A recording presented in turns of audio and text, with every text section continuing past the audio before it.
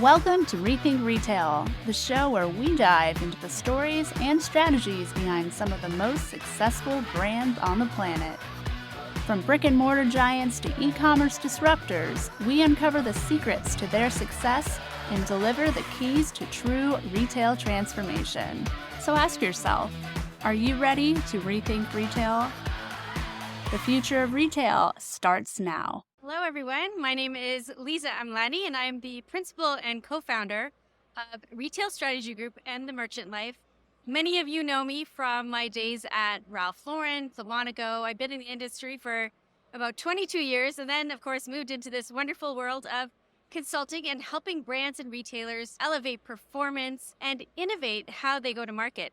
Today, I'm sitting down in the Rethink Retail booth with Barry, and we'd love to start talking right away about product innovation, which is my favorite subject. But before we get into that, Barry, tell us a little bit about your career, some highlights. What do you want to share with the audience today?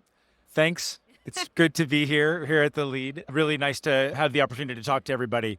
I have accidentally got into innovation because I am a product person.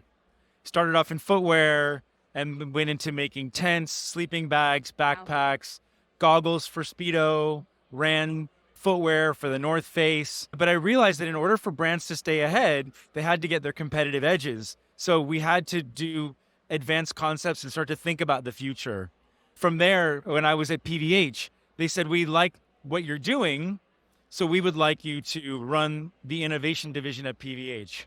So I had the opportunity to set up an innovation division inside an $11 billion company.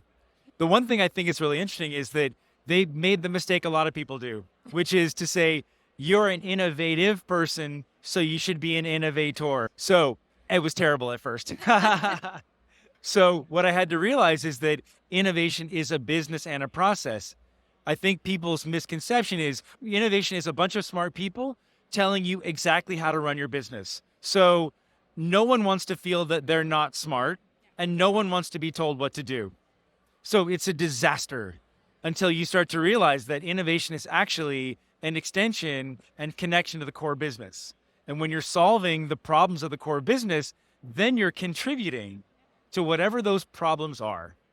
So my philosophy on innovation has moved into a lot of process thinking, and I know that's a passion area for you, is the process and rigor that it takes to what I call get an idea through Congress. Oh, yes. Right? So get everybody to agree that idea is right. How do you do it? What are the KPIs? What are the measurables and manageables to be able to impact the business in positive ways? And whatever that impact is. So I'm going to throw out a question that we didn't talk about. Okay. You've worked across many different categories. Yes. And going to market for apparel is very different than going to market for footwear versus equipment and accessories. Yeah. How has that shift in categories allowed you to learn and innovate from other categories you've worked in to get faster to market, but also stay on top of innovation? Yeah, no, that's a great question. So I believe that the whole process of innovation is really about agnosticism. So I've been fortunate enough. Look, when I was at the North Face and they said they want you to do backpacks, I said no. I just said I'm a shoe guy. All I do is shoes. I said no, you're doing this. So I have learned about how to be product agnostic, moving into even wearable devices, consumer electronics. I spent a year at Google working on stuff for ExxonMobil. And I realized that if we're really going to be innovative, we need to think about the technology that's happening in adjacent industries that can affect us, that we can also draft off of. So a few minutes ago, I talked about the metaverse. So the idea around the metaverse in our industry is that it's a hill of beans. It's all sizzle, no steak. It doesn't mean anything to us because we can't sell more hats and T-shirts and shoes on the metaverse. Here's the deal. The end consumer is already in the metaverse. If your end consumer is engaging in the medical metaverse, if your end consumer is in the industrial metaverse with a heads-up display in an Amazon warehouse packaged location and finding, or putting together a Rolls-Royce engine in the industrial metaverse, they're already there. You just don't know they're there. So innovation is the unlock. Innovation is the unlock to adjacent industries, getting ourselves out of our bubble and understanding that consumer can consume anything they want to. Yes, they can. We think they're just going to consume our hats and T-shirts. No, They can consume anything and they consume everything. So getting to the view of the consumer that allows us to meet them where they really do live in other industries and adjacent industries is vital. So I have so many things to say. As you know, I talk about this a lot. What I love to talk about is digital transformation. And, we talked about this briefly, where I believe digital transformation is the simplification of process steps so that we could actually have time and space to innovate. What has your experience been in digital transformation, and how important do you think it is today? The very first project that I worked on at PVH was a consumer-driven problem, and it was around bras in Kohl's. So the problem was there were no shop associates on the floor that could talk about something as technical as a bra, or maybe even no shop assistants at all, right? No one was there to help. So what we did is we did a QR code activation of a 3D video that explained all the technology on this one bra. It got incredible metrics. It got A/B tested and adopted by PVH and by Kohl's, and it was really, really successful in business uplift. So that solution was a problem connected to the core business. But for me, it was an aha moment, because when I started at PVH, I thought I was going to be working on recycled cotton, which we did. All the problems that the brands are coming at us are on digital and digital experience. So why? Because typically in our world, IT departments are worried about making sure that the CEO didn't forget their password, right? Or that you can run a shipping report. When it comes to the consumer experience, IT departments are really overloaded with security and everything. So brands want to know, how do we interact with our consumers? Apps, loyalty, virtual try-on, and doing all the things which you are talking about, which is easing the customer journey through and making sure that connect to consumer thing happens. They come to the innovation divisions. And so we became very, very digital very, very quickly. Virtual showrooms during COVID because there couldn't be sales meetings. Of course. Building showrooms in Unity, digitalization of assets, the use of those assets along the value chain, porting those thousands of assets to Amazon so that they can do virtual try-on. It's all becomes really, really important. So when we're in the middle of this, I spoke to a CEO once and he said, wait a minute, why are you working on innovation? Because I have an IT department. And we said, because we have to realize that nothing isn't digital now. And I had to say it twice. I said, nothing isn't digital now. And he said, oh, okay. Yeah, keep doing that. So it's very, very non-obvious, because we do think of this idea, this linear thing of you're going to put a thing on a purse and I'm going to sell more purses. That's not how it works. So, and I do believe what you said is true. When we start to use the tools that are the emerging tool set, especially that are being driven by AI, things go faster. So one of the technologies I talked about today was neural radiance fields. I'm geeked out on it. It's called NERF. Wow. Okay. So neural radiance fields has the ability to take 3 still images and uses AI to stitch together in the next logical sequence what that next pixel should be to create a perfect 3D object. Super cool.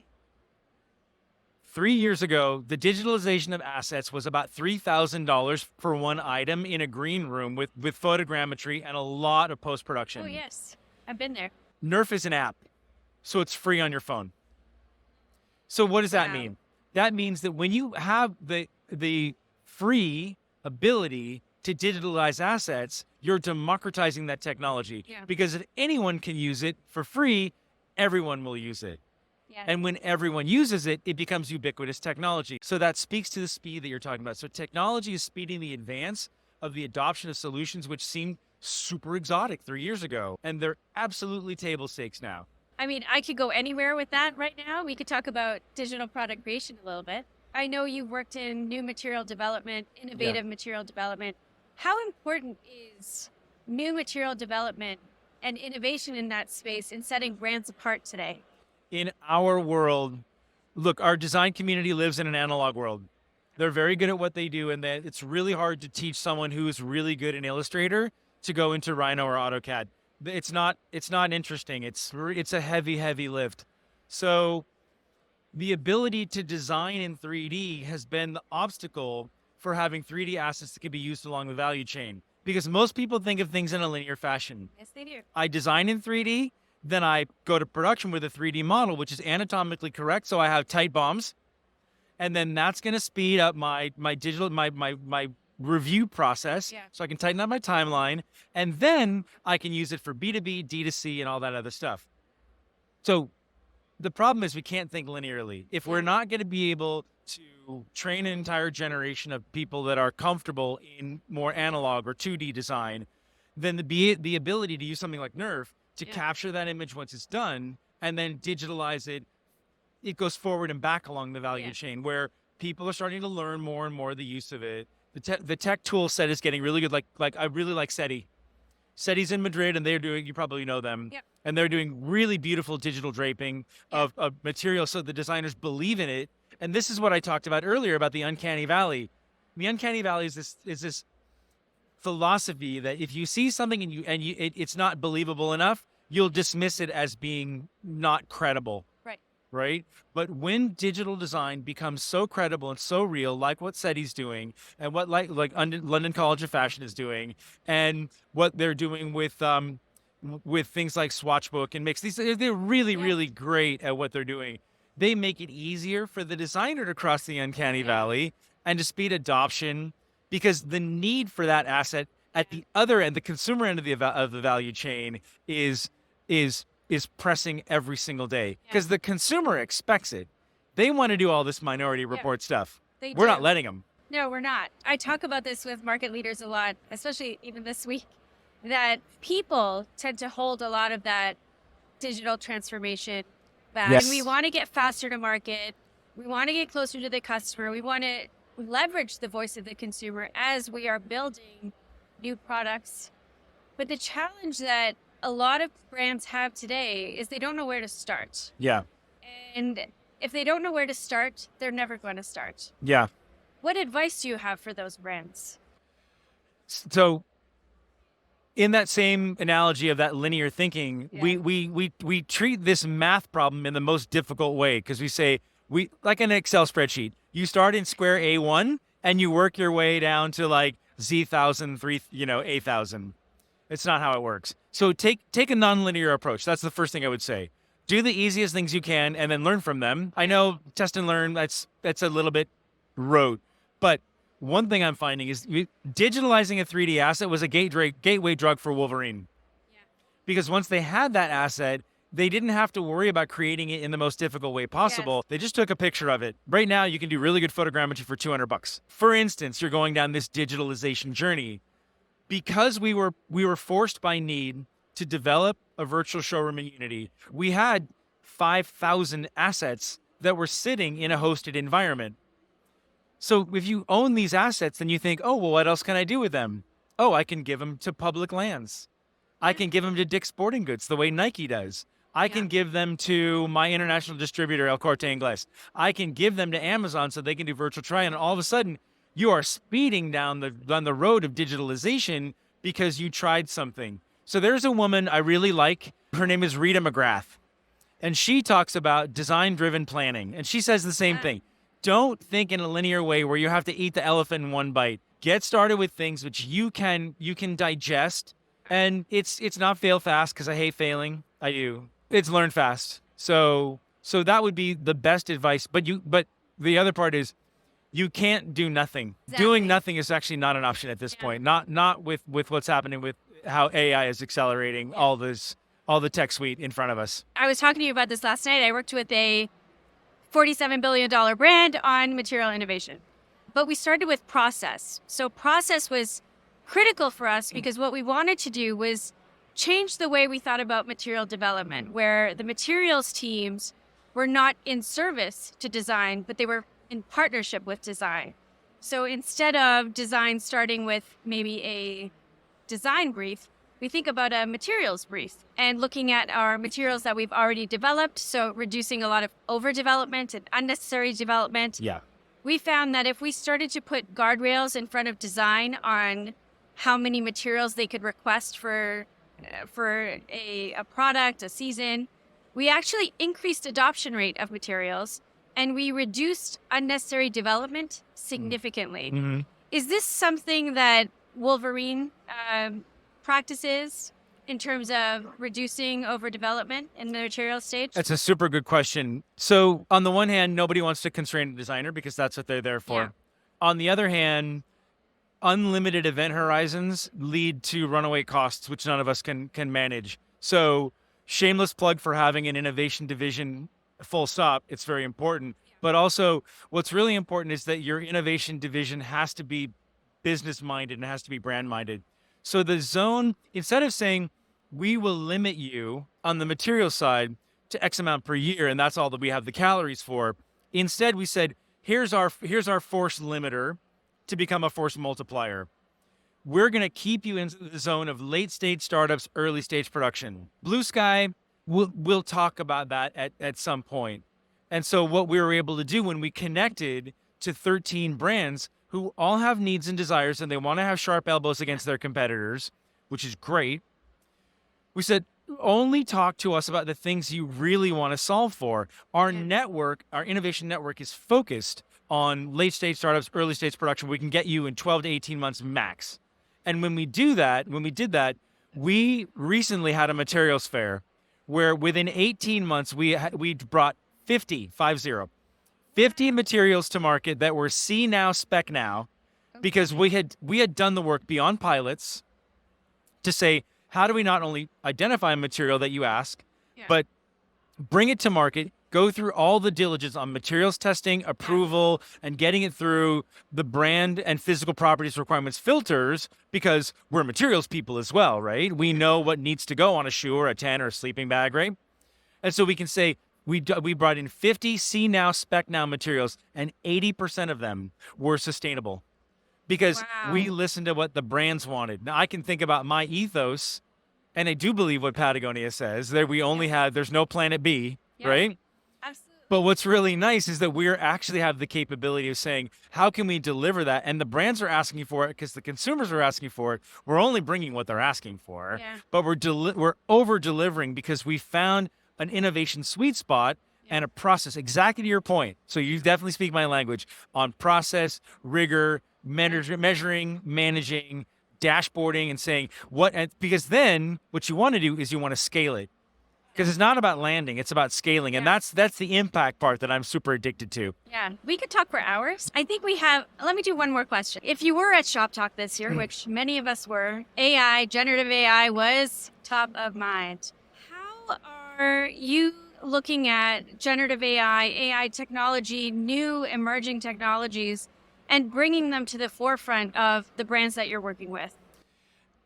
Generative AI, AI, first of all, there's a lot of meat on that bone. So AI I keep doing that to you. No, it's awesome.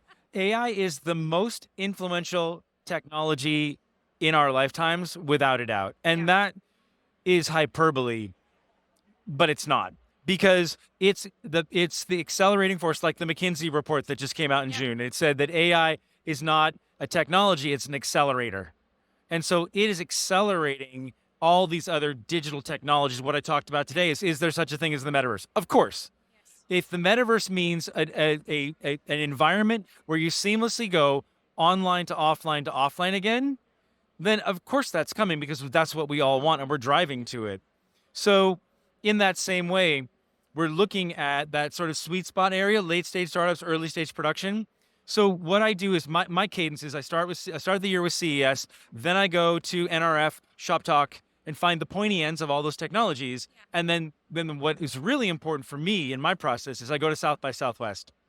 Because South by gives me the political, business, and media and context of where that's being driven in the greater society. Like I said, getting out of we're a bubble inside of a bubble, right? Getting out of our bubble. And then I can say to the brands that I support, pay attention to this, don't need to pay attention to that yet. So if we can bring some focus and context, that's also rigor.